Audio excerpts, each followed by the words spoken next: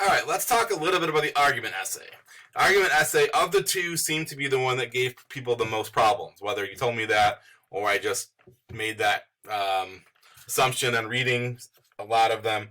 I would say that's probably the case, and that seems to be what people are vocalizing to me as well. So let's go over the argument essay, clear some things up, and we'll try to figure this thing out. Now, I've answered the question, and I'm going to throw this on Schoology here in a minute, just so you can kind of see what I answered. You get 25 minutes to write this, and I feel like you're going to probably need every one of those 25 minutes. Like I mentioned in the other video, if you watched the other one, if you haven't, I'm going to tell you here. AP scores things that are right, not things that are wrong. So you should take all 25 minutes to write this. Whether that means like, hey, I think I used 2 pieces of evidence, but I'm going to go for a third one.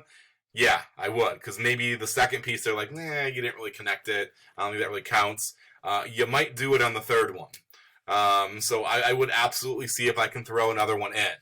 I also would take the extra time to go back and kind of reread it to make sure, like, hey, that's clear. I really connected all the dots. I haven't just kind of said what the document means. I've used my reasoning skills to tag it back to the thesis, and I think it's pretty clear how Brutus number 1 or Federalist number 10 kind of connects to my thesis.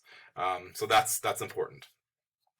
The other thing that I think people were a little, were struggling on a little bit is you do not have to use both of these documents. You do have to use one of them. It says you have to use at least one piece of evidence from one of the following documents. So you have to use a piece of evidence from Federalist number 10 or Brutus number 1. So I chose Federalist number 10 in mine.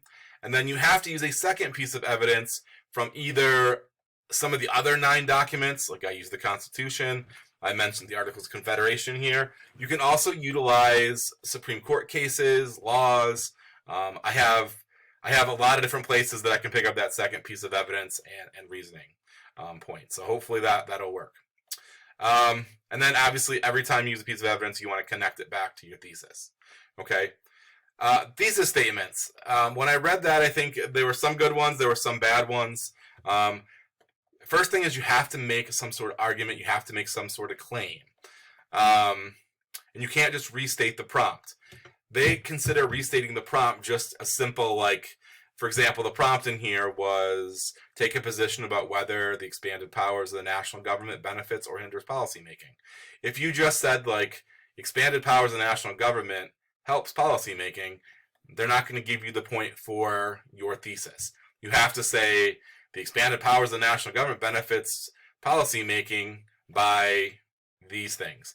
So, for example, my thesis, and I kind of linked it down here, the increased amount of power that has been given to the national government has helped benefit policymaking by, and here's where I'm going to score the point, protecting those that are disenfranchised, ensuring debate and compromise, and making policy making more efficient to the nation. If you notice, there's a typo in here, I believe, somewhere. I didn't go back and proofread this after I was done.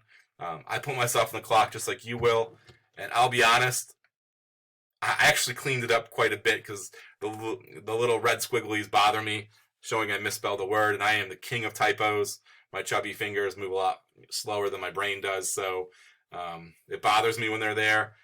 My advice for you is, yeah, you want to clean it up a little bit. Misspellings are tough, but don't worry so much about, like, if you have one minor misspelling or you leave out a word, unless the word drastically changes the meaning of the answer, the graders are they're gonna be fine with it.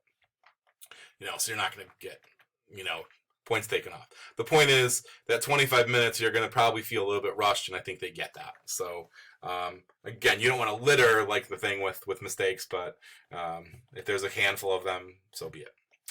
Okay. So I scored my point there. I actually didn't talk about the document till my third paragraph. Let's skip to that. I do use Federalist number 10.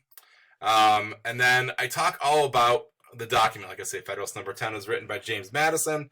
Again, that in itself doesn't really matter. I don't really need to have that in the essay, but I put it in there anyways, just to kind of get myself rolling.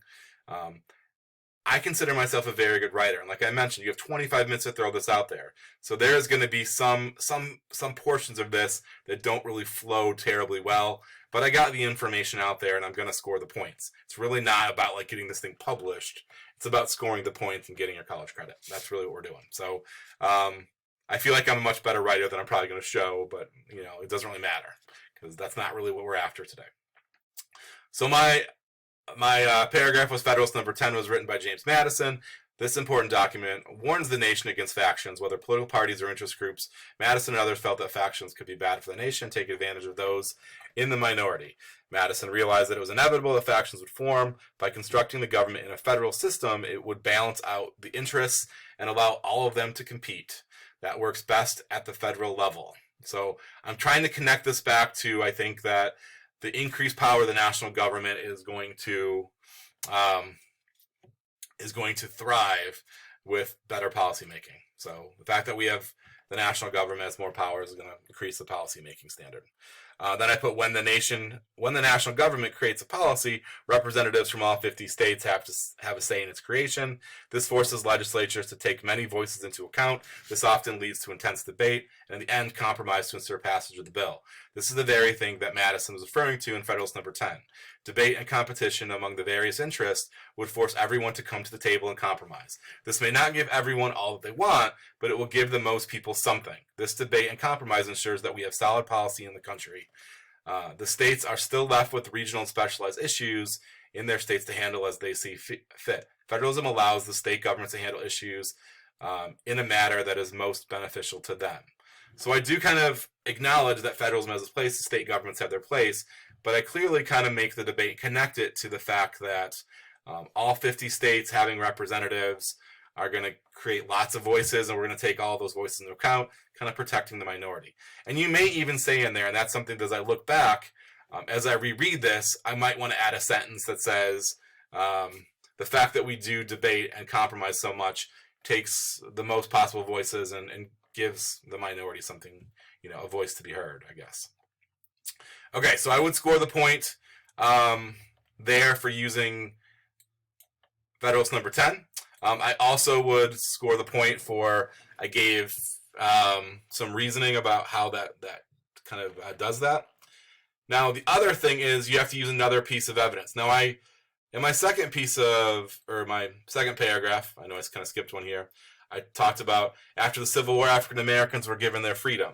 However, because of policies that were set in place by Southern governments, this freedom was greatly limited. The 15th Amendment to the Constitution gave African American males the right to vote. In the South, this right was greatly hindered by many moral questionable policies and techniques. Blacks were subject to violence, trickery, poll taxes, and literacy tests that were administered in a wildly unfair manner. These were all state policies that were put in place to keep blacks away from the polls. It was the federal government who stepped in with the Voting Rights Act of 1965 that cleared up many of these unscrupulous policies. The Congress proposed the 24th Amendment, ending the poll tax. This proposal had to be ratified by 3/4 of state legislatures. The national government helped to step in and protect African Americans from these despicable methods. Again, so I'm kind of talking, and it brings outside evidence in with the Voting Rights of 1965, the 24th Amendment, so I'm kind of using the Constitution. And then I'm also kind of go on to say, like, I use Brown versus Board of Education and the Civil Rights Act to show, like, the different segregation methods that were used to hurt African Americans. And I kind of talk about how these were all unfair state practices, that the federal government had to come in and protect citizens from these state governments. So basically, by the federal government having more power, they have an interest in everybody, every group, and they can protect them from these unfair methods. Okay, so I would have scored, that was my second piece of, and I think there's a lot of places I could have probably got the second piece of evidence. And again, I'm going to try to really be redundant. I had included another paragraph, and I probably didn't need it. But again, I want to make sure that I get that second piece of evidence and any other reasoning points that are out there. So I talk about how the increase in the power of the federal government allows for a more efficient system. The Supremacy Clause of the Constitution says that a conflict between state and federal law, the national government would win out. We have seen this play out in the Supreme Court case McCulloch versus Maryland. Allowing the federal government to take the lead in policy making allows for clarity among citizens from coast to coast. This helps businesses that operate in multiple states have a clear understanding of what is allowed and what is not. It is beneficial for citizens that travel or move from state to state. This lack of clarity was the exact reason the Articles of Confederation were unsuccessful and the Constitution was written. Under the Articles, States were making their own deals with foreign nations, printing their own money, and had their own state militias that did not contribute to a national defense. The 13 states were not united and destined to fail. It was only under the umbrella of the Constitution that created a strong federal government that we were able to thrive and become a superpower. Okay, so again, I utilize the Articles of Confederation. I talk a little bit about the Supremacy Clause. So there's a lot of other places that I'm scoring evidence, and I'm giving analysis. Like, the big thing is you want to show that you want to show how much that you know, and the more layers that you kind of heap on, the more people are going to give you those points for reasoning and connecting it back. So you can really never have too much. When you are writing, I would, like I said, utilize all 25 minutes. You have to sit there and wait for the clock to run down anyways before you can get to the second question. You're probably best served by thinking about how else you can kind of strengthen your argument, what other things you can add in. Because again, you have to support this. Like I mentioned in the other video, sometimes you might feel like you are being redundant. Like I've already said this. Who cares? They are not going to take points away from you for saying something twice. But if the first time you feel like you said it, but you didn't make it crystal clear, saying it a second time again might make it register with that reader. Like, oh, yep, there it is. That they made that connection. So do not hesitate to feel like you've said something that you think it may be relevant, but it doesn't make some sense. Okay, hopefully that helped. Sorry, I had to step away really quick. A little shout out to the doorbell crew. But I was pretty much done with my thoughts. If you need help on this, if you would like to go over something, like I said, I'm going to try to extend my office hours for the day of the test. So please stop in, and we will kind of talk about it. So if you need anything from me, don't hesitate. Hopefully this helps, and good luck on the AP test.